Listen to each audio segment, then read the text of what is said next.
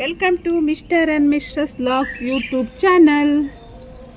Friends, ಇವತ್ತು ನನ್ನ ಮಲ್ಗೆ ಗಿಡ ಎಲ್ಲ ಒಂಥರ ಇದು ಹಳದಿ ಬಣ್ಣ ಆಗಿ ಗಿಡ ಒಂಥರ ಸಾಯುತ್ತೆ ಅಂತ ಹೇಳಿದ್ದಾರೆ. ಅದು ಕಮ್ಮಿ ಆಗಿದ್ದ ಗಿಡನೇ ಪುನಃ ಹಾಗೆ ಆಗಿದೆ.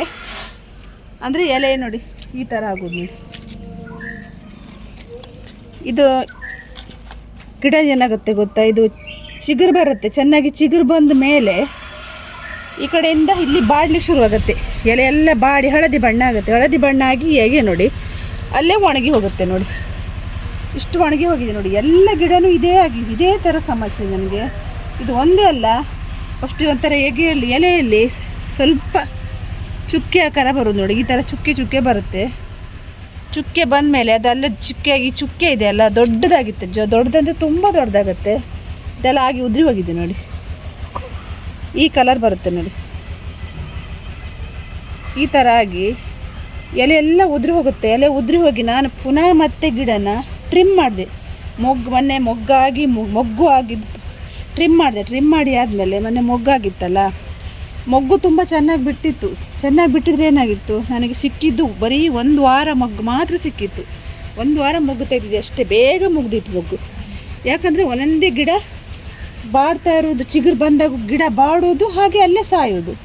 ಅದಕ್ಕೆ ನಾನು ಮೊನ್ನೆ ಎಲ್ಲ ಏನು ಮಾಡಿದೆ, ಹೂ ಮುಗ್ದಾದ್ಮೇಲೆ ಮತ್ತೆ ಸ್ವಲ್ಪ ಟ್ರಿಮ್ ಮಾಡಿದೆ. ಟ್ರಿಮ್ ಮಾಡಿದ ಮೇಲೂ ಗಿಡನೂ ಚಿಗುರು ಬಂದಿಲ್ಲ. ಇದ್ದಾಗೆ ಇದೆ ನೋಡಿ.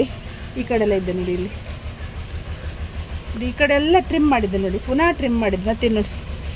ಇದೇ ಜಾಸ್ತಿ ಕಾಯಿಲೆ ನೋಡಿ. ಇದು ಮಳೆಗಾಲದಲ್ಲಿ ನಮಗೆ ನಾವು ಯಾವಾಗಲೂ ನೋಡ್ತೀವಿ, ಆದರೆ ಇಷ್ಟೊಂದು ಈ ವರ್ಷ ಜಾಸ್ತಿನೇ ಇದೆ. ಗಿಡ ಕಟ್ ಮಾಡಿ ಚಿಗುರು ಬಂದು ಮೊಗ್ಗಾದ ಮೇಲೂ ಈ ಥರ ಸಮಸ್ಯೆ ಇದೆ ನೋಡಿ. ಇದು ನೋಡಿ, ಇದೊಂದು ಹೇಗೆ ಫುಲ್ ಹೋಗಿದೆ. ಇದೇನೂ ಇಲ್ಲ ನೋಡಿ. ಇದು ತೆಗಿಲೇಬೇಕು. ಹೇಗೆ ಇದರಲ್ಲಿ ಏನೂ ಇಲ್ಲ ನೋಡಿ. ಕಡ್ಡಿ, ಬರೀ ಕಡ್ಡಿ ಕಾಣ್ತಾ ಇದೆ ನೋಡಿ. ನಾವು ಈ ಥರ ಗಿಡನ ಬಿಟ್ಕೊಂಡ್ರೆ, ಇದಕ್ಕೇನು ಹಾಕಲಿಲ್ಲ, ಹಾಗೆ ಬಿಟ್ಕೊಂಡ್ರೆ ನಮ್ಮ ಗಿಡ ಅಂತೂ ನಮ್ಗೆ ಈ ವರ್ಷ ಉಳಿಸ್ಕೊಳ್ಳೋಕೆ ಆಗೋದೇ ಇಲ್ಲ. ನಾವಿದಕ್ಕೆ ಏನಾದರೂ ಒಂದು ಪರಿಹಾರ ಮಾಡಲೇಬೇಕು. ಇಲ್ಲಾಂದರೆ ನಮ್ಮ ಗಿಡನ ನಾವು ಉಳಿಸ್ಕೊಳ್ಳೋದು ತುಂಬಾ ಕಷ್ಟ.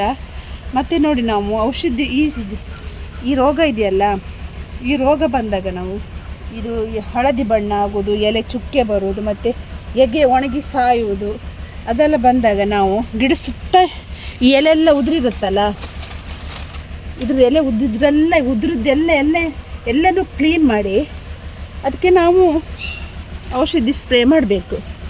ಯಾಕಂದರೆ ಅದಲ್ಲೇ ಇದ್ದರೆ ಮತ್ತೆ ಪುನಃ ಇನ್ನೊಂದು ಗಿಡಕ್ಕೆ ತಗೊಳ್ಳುತ್ತೆ. ನಾನು ದಿನ ಗುಡಿಸಿ ಹೋಗ್ತೀನಿ, ಆದರೂ ನೋಡಿ ನನ್ನ ಗಿಡದ ಕೆಳಗಡೆ ಎಲ್ಲ ಬಿದ್ದಿದೆ ನೋಡಿ. ದಿನ ನೋಡಲಿಕ್ಕೆ ನಂಗೆ ಬೇಜಾರಾಗೋದು. ಗಿಡ ಇದು ಹೋಗುತ್ತೆ ನೋಡಿ, ಕಲರ್ ಚೇಂಜ್ ಆಗಿದೆ ನೋಡಿ. ಇಲ್ಲ ಅಂದರೆ ನಮಗೆ ನಾವು ಔಷಧಿ ಏನಾದ್ರು ತಂದು ಹಾಕಲಿಲ್ಲ ಅಂದರೂ ಒಂದು ವೇಳೆ ಈ ಗಿಡನ ನಾವು ಫುಲ್ ತೆಗೆದು, ಅಂದರೆ ಮಣ್ಣೆಲ್ಲ ತೆಗೆದು ಅದು ಗಿಡನ ಎತ್ತಿ, ಆ ಗಿಡನ ನಾವು ಬುಡದ ಬೇರಿದೆಯಲ್ಲ ಅದನ್ನು ತೊಳಿಬೇಕು. ಚೆನ್ನಾಗಿ ತೊಳೆದು ಆ ಮಣ್ಣನ್ನೇ ಚೇಂಜ್ ಮಾಡಬೇಕು. ಆ ಮಣ್ಣು ಹಾಕಬಾರ್ದು, ಬೇರೆ ಮಣ್ಣೇ ಹಾಕಬೇಕು. ಇಲ್ಲ ಅಂದರೆ ಅದು ಆಗಲ್ಲ ಅಂದರೆ ನಾವು ಈ ಕೆಲಸ ಅದಕ್ಕೆ ಏನಾದರೂ ಔಷಧಿ ತಂದು ಸ್ಪ್ರೇ ಮಾಡಬೇಕು. ಮತ್ತು ನಾನು ಮೊನ್ನೆ ಎಲ್ಲ ಗಿಡನೆಲ್ಲ ಟ್ರಿಮ್ ಮಾಡಿ, ಚಿಕ್ಕ ಗಿಡ ಟ್ರಿಮ್ ಮಾಡಿ ತೋರಿಸಿದ್ನಲ್ಲ, ಟ್ರಿಮ್ ಮಾಡಿ 1 ವಾರದೊಳಗೆ ಗಿಡ ಎಲ್ಲ ಚೆನ್ನಾಗಿ ಚಿಗುರು ಬಂದಿದೆ ನೋಡಿ. ಆದರೂ ಅದಕ್ಕೆ ಇದೆ ನೋಡಿ, ಈ ಥರ ಬಂದಿದೆ ನೋಡಿ. ಈ ಥರ ಬಂದರೆ ಗಿಡನ ಉಳಿಸ್ಕೊಳ್ಳೋಕೆ ಆಗೋದೇ ಇಲ್ಲ. ಎಷ್ಟು ನಾನು ದಿನ ಕೈಯಲ್ಲೆಲ್ಲ ಹೀಗೆ ಬಂದು ನೋಡ್ಕೊಂಡು ಹೋಗಿ ಹೀಗೆ ತೆಗಿತಾ ಇರ್ತೀನಿ ನೋಡಿ. ಎಲೆ ಇಲ್ಲ ನೋಡಿ, ಅದು ಚಿಗುರ್ತಾ ಇದೆ. ಗಿಡ ಎಲ್ಲ ಚಿಗುರಿದೆ ನೋಡಿ. ಇದಕ್ಕೆಲ್ಲ ಅಷ್ಟೊಂದು ಏನು ಇದಿಲ್ಲ. ನಂದು ಹಳೆ ಗಿಡ ಮಾತ್ರ ಸ್ವಲ್ಪ ರೋಗ ಜಾಸ್ತಿ ಇದೆ ಅದಕ್ಕೆ ನಾನು ಇವತ್ತೊಂದು ಔಷಧಿ ನಿಮಗೆ ಯಾವ ಥರ ಔಷಧಿ ಹಾಕಬೇಕಂತೇಳಿ ಇವತ್ತು ತೋರಿಸಿಕೊಡ್ತೀನಿ. ನೋಡ್ಕೊಂಡು ಬರೋಣ ಬನ್ನಿ. ನೋಡಿ ಫ್ರೆಂಡ್ಸ್, ಇಷ್ಟು ಔಷಧಿ ಕೊಟ್ಟಿದ್ದಾರೆ ಫರ್ಟಿಲೈಸರ್ ಶಾಪಲ್ಲಿ. ಇದು ಬಾವಸ್ಟೀನು, ಆಮೇಲೆ ಇದೊಂದು ಚೈನಿ ಅಂತೇಳಿ ಕೊಟ್ಟಿದ್ದಾರೆ ನೋಡಿ. ಆಮೇಲೆ ಇದೊಂದು ಬಾಟ್ಲು ಕೊಟ್ಟಿದ್ದಾರೆ. ಬಯೋಮಿಷನ್ ಅಂತೇಳಿ ಒಂದು ಬಾಟ್ಲಿ ಕೊಟ್ಟಿದ್ದಾರೆ ನೋಡಿ.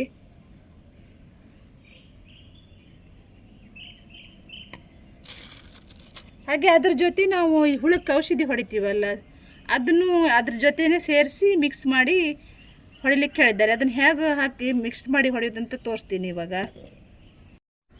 ನೋಡಿ ಫ್ರೆಂಡ್ಸ್, ಇದನ್ನು ಈ ಬಾವಸ್ಟೀನ್ ಇದೆಯಲ್ಲ, ಇದನ್ನು 4 ಭಾಗ ಮಾಡ್ಕೊಳ್ಬೇಕು. ಇದನ್ನು 4 ಭಾಗ 4 ಭಾಗದಲ್ಲಿ 15 ಲೀಟ್ರ್ ನೀರಿಗೆ ಇದರಲ್ಲಿ 1 ಭಾಗ ಮಾತ್ರ ಹಾಕಬೇಕು. 1 ಭಾಗ ಹಾಕಿ ಆಮೇಲೆ ಇದು ಹುಳದ ಔಷಧಿ ಎಷ್ಟು ನಾವು 1 ಲೀಟ್ರಿಗೆ ಎಷ್ಟು ಹಾಕ್ತೀವಿ ನೋಡಿ, ಅದನ್ನು 15 ಲೀಟ್ರ್ ನೀರಿಗೆ ಎಷ್ಟು ಬೇಕಂತ ಅಷ್ಟು ಲೆಕ್ಕದಲ್ಲಿ ಹಾಕಬೇಕು. ಆಮೇಲೆ ಇದನ್ನು ಇದರಲ್ಲಿ ಇಷ್ಟಿಷ್ಟು ಹಾಕಬೇಕು, ಇಷ್ಟು ಅರ್ಧ ಹಾಕಬೇಕು ಇದು. ಆಮೇಲೆ ಇದನ್ನು ಮಾತ್ರ ಫುಲ್ ಒಂದೇ ಸಲ 15 ಲೀಟ್ರ್ ನೀರಿಗೆ ಇವತ್ತು ಫುಲ್ ಮಿಕ್ಸ್ ಮಾಡಬೇಕು. ಇದನ್ನು ಮಿಕ್ಸ್ ಮಾಡಿ ಎಲ್ಲ ಒಟ್ಟು ಮಿಕ್ಸ್ ಮಾಡಿ ಇವತ್ತು ಸ್ಪ್ರೇ ಮಾಡಬೇಕು. ನೆಕ್ಸ್ಟ್ ವಾರ ಇಲ್ಲದಿದ್ದರೂ ಪರವಾಗಿಲ್ಲ, ಈ ವಾರ ಮಾತ್ರ ಇದನ್ನು ಫುಲ್ ಹಾಕಿ ಮಿಕ್ಸ್ ಮಾಡಿ ಸ್ಪ್ರೇ ಮಾಡಿ. ಹಾಗೆ ನಾನು ಹೇಗೆ ಮಿಕ್ಸ್ ಮಾಡೋದು ಅಂತ ತೋರಿಸ್ತೀನಿ ನೋಡಿ ಫ್ರೆಂಡ್ಸ್. 4 ಭಾಗ ಮಾಡಿದ್ದೆ ನೋಡಿ. ಇದರಲ್ಲಿ ಇವಾಗ 4 ಭಾಗ ಇದೆ ನೋಡಿ. ಇದು 3 ಭಾಗ ವಾರಕ್ಕೆ ಒಂದೊಂದು ಸಲ ಹಾಕಿದರೆ ಆಯಿತು. ಇವತ್ತು 1 ಭಾಗ ಮಾತ್ರ ಹಾಕ್ತೀನಿ ನೋಡಿ.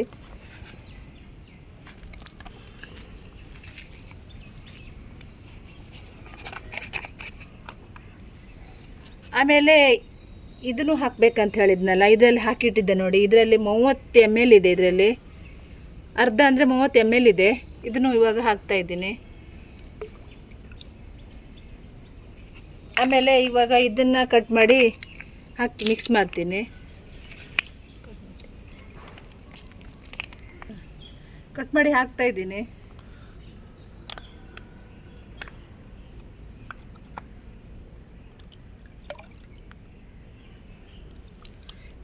ಆಮೇಲೆ ಈ ಹುಳಕ್ಕೆ ಹೊಡಿ ಔಷಧಿ ಇದೆಲ್ಲ ಅದ್ರ ಜೊತೆನೇ ಇದನ್ನು ಮಿಕ್ಸ್ ಮಾಡಿ ಹಾಕ್ಲಿಕ್ಕೆ ಹೇಳಿದ್ದಾರೆ.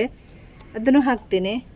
ಒಂದು ಅಂಜದ ಮೇಲೆ ಹಾಕಬೇಕು, ಅಂದರೆ ಒಂದು 15 ಲೀಟ್ರ್ ನೀರಿಗೆ ಎಷ್ಟು ಬೇಕಾಗುತ್ತೆ ಅಂತೇಳಿ ಹಾಕಿದರೆ ಆಯಿತು. ಇಷ್ಟು 30 ml ಇದೆ, ಇದರಲ್ಲಿ ಹಾಕಿದ್ದೆ. ಅಷ್ಟನ್ನು ಒಂದೇ ಸಲ ಮಿಕ್ಸ್ ಮಾಡಿ ಈಗ ಸ್ಪ್ರೇ ಮಾಡಬೇಕು. ಹೀಗೆ ಇದನ್ನು ಚೆನ್ನಾಗಿ ಮಿಕ್ಸ್ ಮಾಡಬೇಕು. ಚೆನ್ನಾಗಿ ಮಿಕ್ಸ್ ಆದಮೇಲೆ ನಾವು ಯಾವುದಾದ್ರು ಕ್ಯಾನಿಗೆ ಹಾಕ್ಕೊಂಡು ಸ್ಪ್ರೇ ಮಾಡಬೇಕು. ಇದರಲ್ಲಿ 15 ಲೀಟ್ರ್ ನೀರಿದೆ, ಕರೆಕ್ಟ್ 15 ಲೀಟ್ರ್ ನೀರಿದೆ ಇದರಲ್ಲಿ. ಆಮೇಲೆ ಈ ಕ್ಯಾನ್ ನೋಡಿ, ನಮ್ಮ ಮಗನೇ ರೆಡಿ ಮಾಡಿದ್ದಿದ್ದ. ಇದಕ್ಕೆ 10 ಲೀಟ್ರ್ ನೀರು 10 ಲೀಟ್ರ್ ಕ್ಯಾನ್ ಇದು ಎಲ್ಲ ನನ್ನ ಮಗನೇ ರೆಡಿ ಮಾಡಿದ್ದು ನೋಡಿ. ನಮಗೆ ಈ 1 ಲೀಟ್ರ್ ಕ್ಯಾನಲ್ಲಿ ನೀರು ಹಾಕ್ಕೊಂಡು ಹೊಡೆಯೋದಂದರೆ ತುಂಬ ಹೊತ್ತು ಕೆಲಸ ಆಗುತ್ತಲ್ಲ, ಅದಕ್ಕೆ ನನ್ನ ಮಗನೇ ಎಲ್ಲ ಐಟಮ್ ಎಲ್ಲ ತಂದು ಎಲ್ಲ ರೆಡಿ ಮಾಡಿದ್ದೆ ನೋಡಿ. ಈ ಸೈಕಲ್ ಪಂಪ್ ಇದೆಯಲ್ಲ, ಇದರಲ್ಲಿ ಗಾಳಿ ಹೊಡ್ಕೊಂಡು ಸ್ಪ್ರೇ ಮಾಡಿದರೆ ಆಯಿತು.